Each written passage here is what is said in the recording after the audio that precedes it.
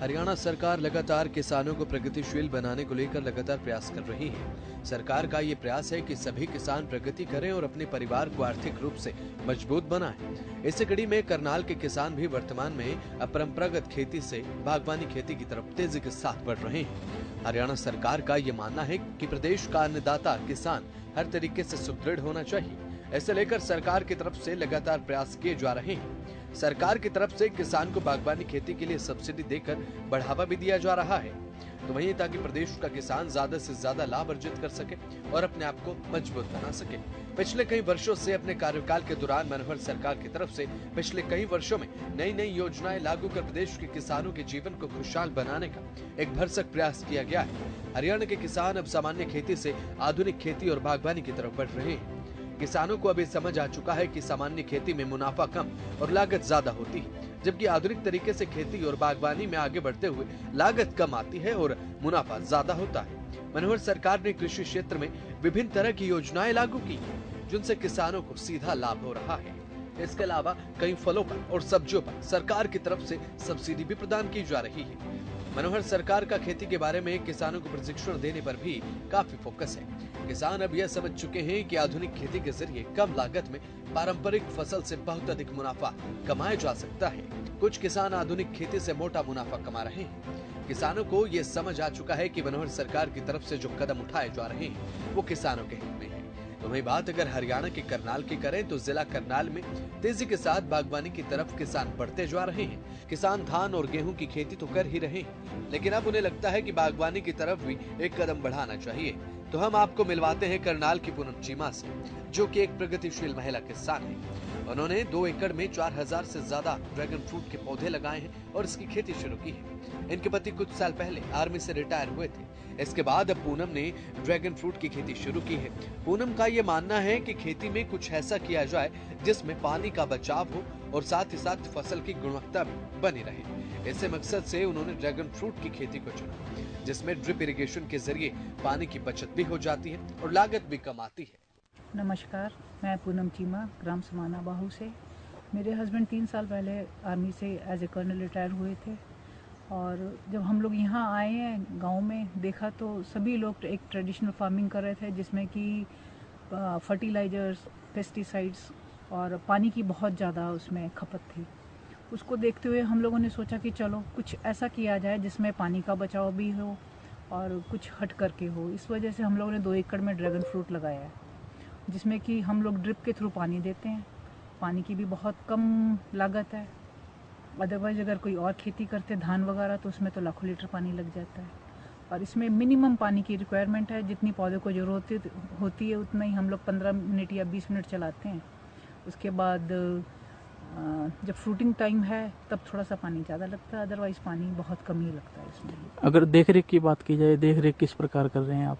देख रेख तो इस पौधे को इतनी भी बहुत ज़्यादा केयर की भी जरूरत नहीं है। पानी कम चाहिए, कटिंग टाइम पे होनी चाहिए। इसके साथ ही प्रगतिशील महिला किसान पूनम चीमा ने बताया कि वह आने वाले समय में बागवानी में मिक्स्ड फ्रूट की खेती भी करने वाली है। तो वहीं ड्रैगन फ्रूट की खेती को लेकर उन्होंने कहा कि ड्रैगन फ्रूट सुपर फूड की कैटेगरी में आता है, जो कि घातक बीमारियों से लड़ने में सहायक होता है और सक्षम रहता है और इसमें विटामिन और मिनरल्स की मात्रा भी भरपूर पाई जाती है। खेती और भी है, बागवानी में भी हम लोग सोच रहे हैं मिक्स फ्रूट का लगाने का और ड्रैगन फ्रूट का आजकल चल रहा है। दूसरा इसमें क्या है कि आए दिन डेंगू है या कैंसर वगैरह जो प्रॉब्लम है, ये एक सुपर फूड की कैटेगरी में आ जाता है। कैंसर सेल्स को भी सप्रेस करता है और जितने इसमें हमारी बॉडी को मिनरल्स, न्यूट्रिट वैल्यू बहुत है, कैल्शियम, आयरन वगैरह इसमें बहुत कुछ है और प्लेटलेट्स को ये बढ़ाता है।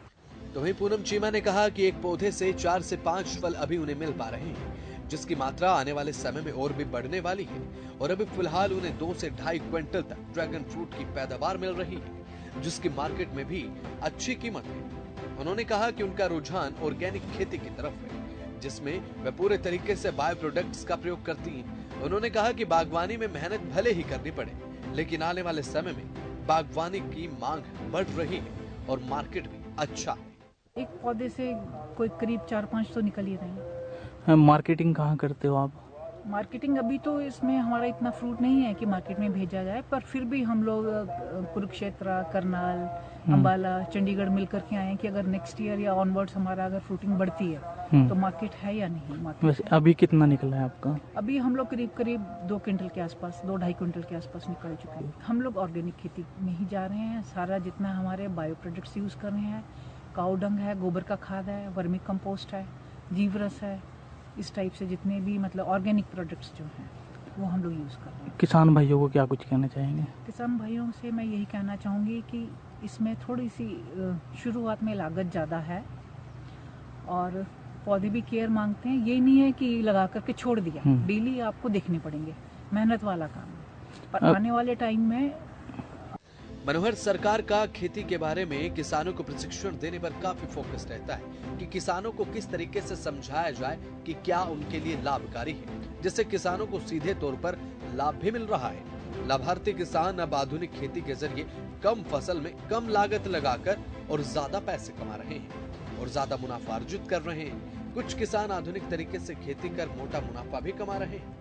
मनोहर सरकार का प्रयास है कि किसानों को ज्यादा से ज्यादा लाभ पहुंचाया जा सके, जिसके लिए लगातार किसानों को परंपरागत खेती से बागवानी खेती की तरफ बढ़ाने को लेकर अब बढ़ावा दिया जा रहा है। बागवानी विभाग की तरफ से भी जागरूकता शिविर लगाए जाते हैं, किसानों को जागरूक किया जाता है और किसानों को बागवानी के क्षेत्र में आगे बढ़ने को लेकर सरकार के प्रयास लगातार जारी है। तो वहीं कृषि क्षेत्र में प्रदेश सरकार के अथक प्रयासों के चलते अब किसान आज के समय में भारी मुनाफा कमा रहे हैं। एक समय था जब किसान अपने नुकसान को लेकर परेशान रहता था, लेकिन आज प्रदेश सरकार के कृषि क्षेत्र में उठाए गए कदमों की बदौलत प्रदेश का किसान खुशहाल हो चला है और सरकार के जन कल्याणकारी कदमों का ये परिणाम किसानों को फायदे के रूप में साक्षात मिलता दिखाई दे रहा है।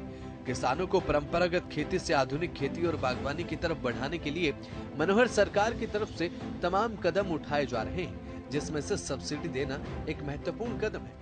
इसमें किसानों को राहत राशि दी जाती है, जिसके चलते किसान को अब नुकसान या फिर घाटे का डर नहीं सताता, जिससे किसान नुकसान के डर से मुक्त हो जाता है और किसानों को सरकार के प्रयासों का लाभ मिल रहा है। मुख्यमंत्री मनोहर लाल का ये मानना है कि प्रदेश का किसान मजबूत बने, सुदृढ़ बने और तरक्की करे। किसानों को नुकसान के जंजाल से निकालकर तरक्की की शिखर तक पहुंचाने का बीड़ा मुख्यमंत्री मनोहर लाल ने अपने कंधों पर उठाया है।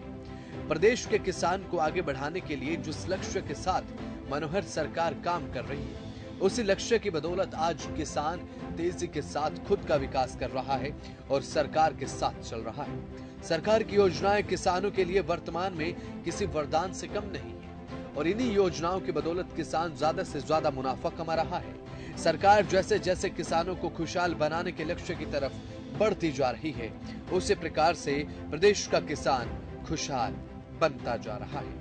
आपको बता दें कि सरकार की तरफ से उठाए गए कल्याणकारी कदमों का ही ये परिणाम है, जो किसानों को आज के समय में फायदे के रूप में मिल रहा है। किसानों को परंपरागत खेती से आधुनिक खेती और बागवानी की तरफ बढ़ाने के लिए मनोहर सरकार की तरफ से लगातार प्रयास किए जा रहे हैं। आपको बता दें कि मनोहर सरकार की ओर से सब्सिडी भी दी जाती है, जिससे किसान को किसी तरीके का कोई भय नहीं रहता। सब्सिडी की वजह से किसान नुकसान के डर से चिंता मुक्त हो जाता है और साथ ही किसानों को लाभ सरकार के प्रयासों का साक्षात धरातल पर हो रहा है। आज के समय में अगर धरातल पर देखा जाए तो किसान सरकारी योजनाओं का इस्तेमाल कर लाभ अर्जित कर रहा है। मुख्यमंत्री मनोहर लाल का ये मानना है कि प्रदेश का किसान मजबूत बने, सुदृढ़ बने और लगातार तरक्की करता रहे।